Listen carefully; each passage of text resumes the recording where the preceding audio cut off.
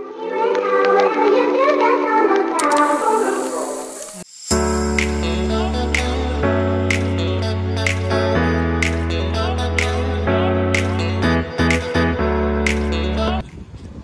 mai pot să mă concentrez asupra la nimic de când am venit aici. Bună ziua, doamnelor și domnilor, bun venit la 3 Olteni și jumătate. Astăzi vă vom prezenta Muzeul Satului.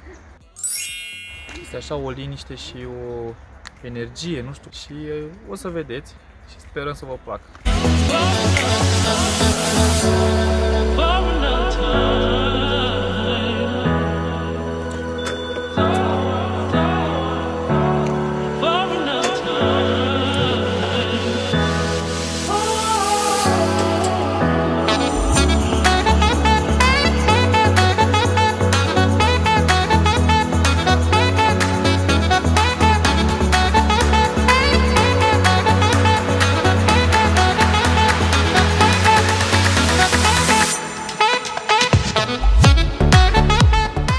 Ce Oline? Păi numai să fie aruncat aici un pic. Dacă, eu uite, aici dacă stai și arunci, rupi. Eu uite-l pe ăsta, ești nebun. cât de mare era peștele? Asta e cât ăla de la întâi secol.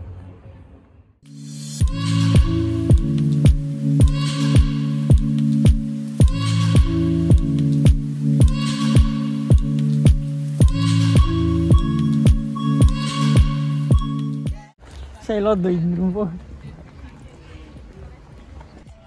Moara de vânt. Este o instalație ce permite transformarea energiei eoliene în energie mecanică de rotație.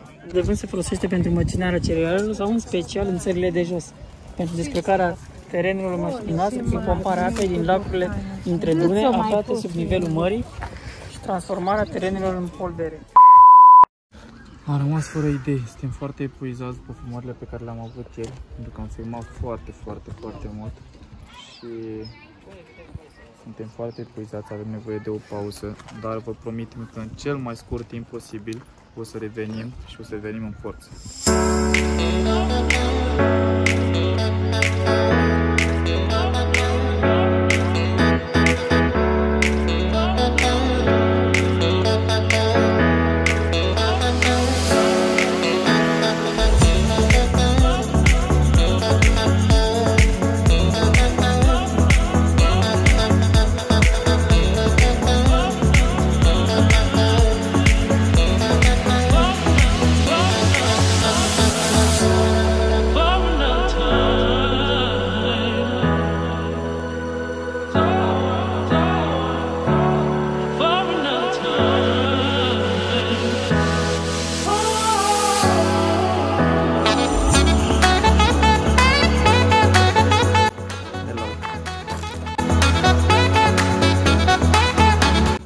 Ce poze am În sfârșit are și el niște poze.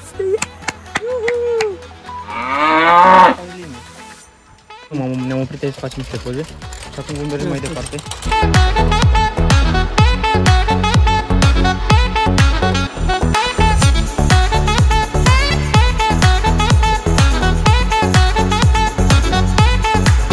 Vede umbra mea de aici.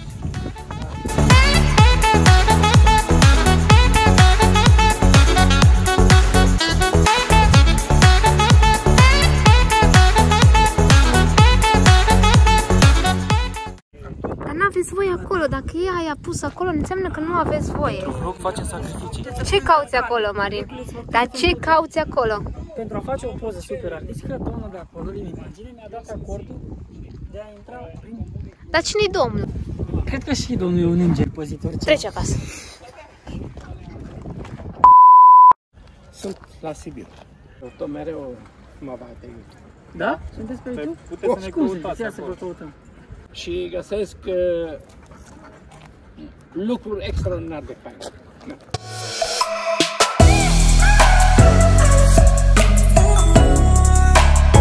Astăzi filmăm ceva interesant. Nu mai contează.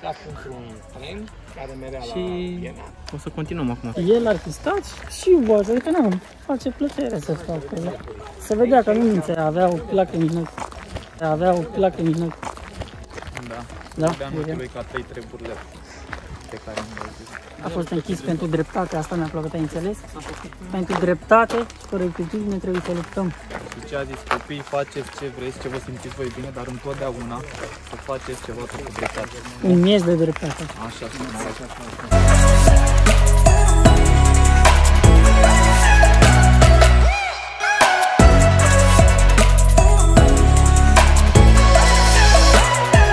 să vizităm magazinul Muzeul Satului. O să mergem să-mi iau o apă.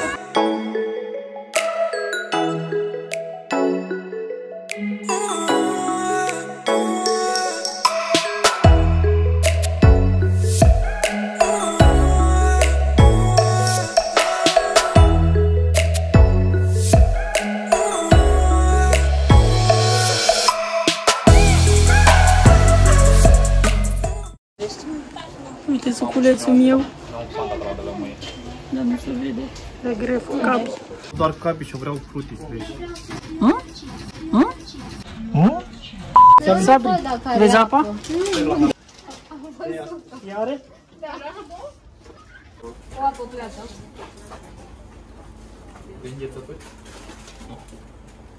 Cred că una am mâncat anul ăsta sau două. O dată. Și ce ne-am luat aici? Da, uite, sunt cu mașina, da? Să se vadă clar. Foarte că bine. nu vă urcați niciodată când ați consumat băuturi alcoolice, da? Alcoholice. Alcoolice.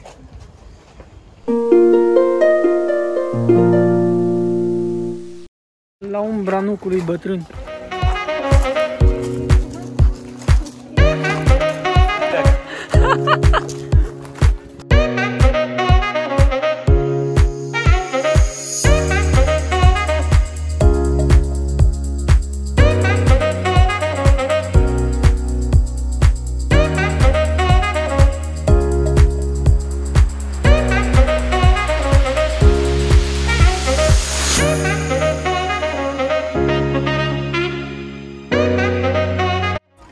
Influencer pe Sibiu. Hashtag să urmăriți Sabrina Bărbuzu.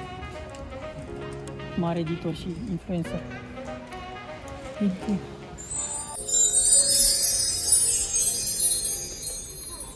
It's unbelievable.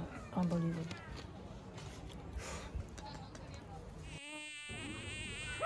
Stai așa să pun raze lix. Uite. Dar voi vedeți, mă? Nu. Nu?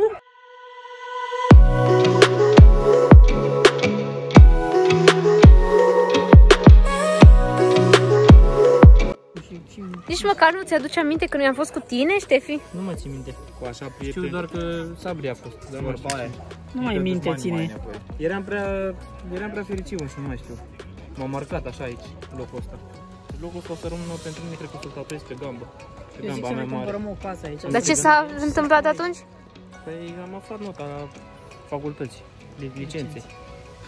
Am făcut an de sfârșit de an. Au dat o notă facultății și Mi-a dat o notă, am luat 10. Am terminat facultatea cu 10, hai să nu exagerăm. Ce fac oamenii ăia care vin aici? Ne împușcă? Nu se lichideze. Dar mie mi-e Ceva frică. mare. Mergi cu mine că eu am făcut în armata. Pe mine mă ia. Au venit să le ia pe fane ca o flacă lui Ali. Gata, o te înrolezi. Lasă, tate. Vreau să vă dau vestea că mă duc în armată. Frate, ne Baftă. vedem. Suntem păruit. Vreau să ajung în Afganistan. Bun. Păcat că nu-ți de la armată, dar oricum tu du-te.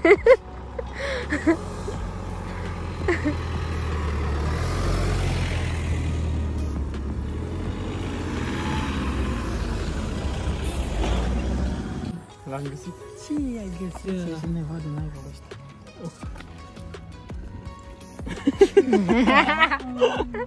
E bateria mea externă. Ce credeai că e? Am furat un pește de acolo. Am crezut că e din aia, la valieră. Da, măi, pe de-aia e.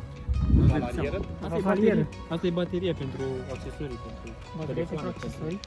Da, camere de Accesorii filmat. pentru baterie. Am înțeles. Ce minunățit, Doamne, Doamne. COVID. Stop.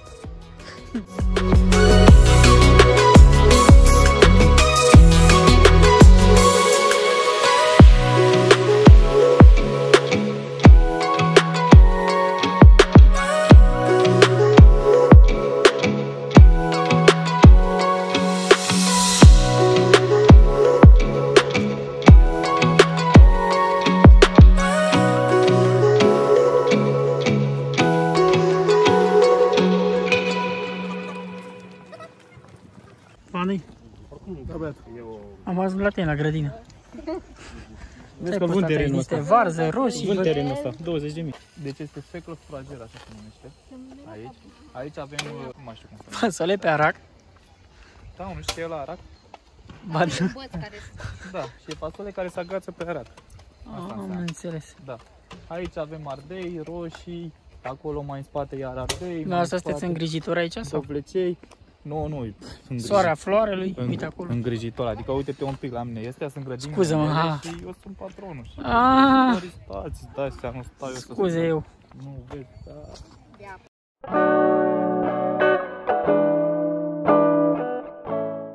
Întrebare de baraj. Ce culoare are casa aia de acolo?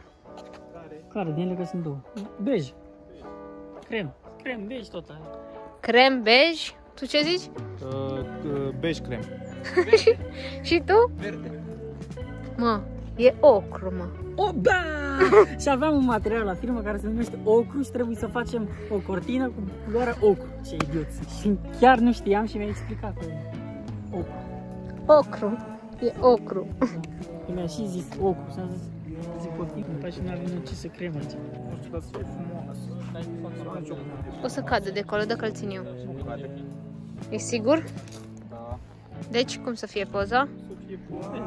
Hai, Sabri, hai că n-ai. Te doare ceva, Sabri? Nu, n-am nimic. Ești bine? Am căzut, am alunecat. Păi da, și după aia ai căzut, nu? Iarba. Of, sărăcuța. Sabri, n-ai acasă? O lăsați să joace cu noi? Haide!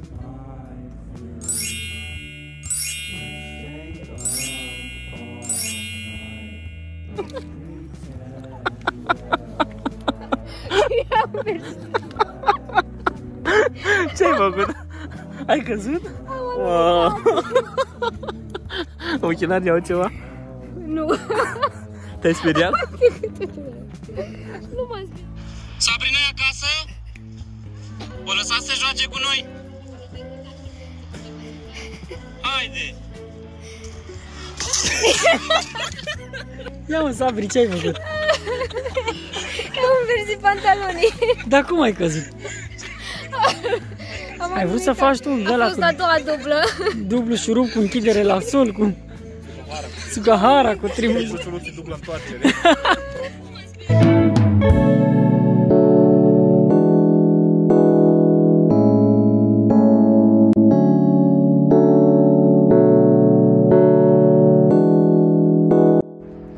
Sabri, ceva cuvinte despre plimbarea de azi? Foarte greu de găsit niște cuvinte care să descrie toate întâmplările de astăzi.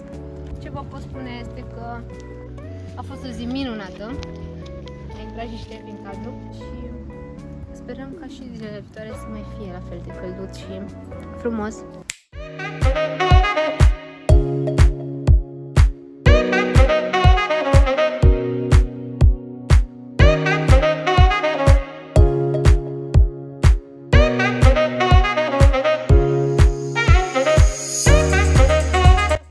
Marnele, ești acasă, o? Hai că te aștept. Bine ați venit, prietenii mei! Poftiți, poftiți! Hai, Ștefi! Băiatul meu prieten, bă, ce faci, mă? Hai, bă, că am venit cu Ștef pe la tine. Haideți înăuntru, vă rog! Băgași tu berea la rece? Sigur, haideți! Hai, Alin, după tine. Și n-am venit și noi cu nimic. Bă, am venit așa cu mâna goală. Ai tu? Mamă, bă, Ce un pic așa de renovat, ce e gata? Ce investiții ai făcut aici, bă, ce ai? Toate astea sunt făcute de mine, singur. Manele. Aici am pus niște parchet frumos. Vreau vrea să să o fie, compar asta ce e aici? lasă așa mai rustic. Aici e un dispozitiv pe care vreau să-l creez pentru a călători în timp, încă nu e gata. Dar becul, unde e becul? Nu, eu nu sunt cu becurile cu astea, am o lumânare, mai pe natural, pe asta mi-mi place să stau așa Romantic, frumos. Da, știi, ca să pot să gândesc mai mult, să... Bă, dar oricum frumos, deci chiar frumos. Da, nu e cine știe ce, dar e... Da, e modest, dar... Eu zic să mergem. E curat. Da. A venit iar armata după tine, o fani. Ai fugit tu cât ai fugit, dar Nu mai scap. tu te-au prins. Pa! Pa, Ștefi! Pa! Bate acolo în Afganistan, să nu fii ciuruit! Să trăiți. Să vrei! Sănătate. Luați! Am scăpat! S-a gătat și ziua de azi, băieți. E gata. Super. Sunt așa fericit și bucuros că Ștefan a scăpat și nu l-au luat. Nu m-a luat în armată. Ce bine, mă bucur. Am zis că bă, arăți prea bine și prea ok, stai aici și fă content bun. Că acolo sigur vii ciurit.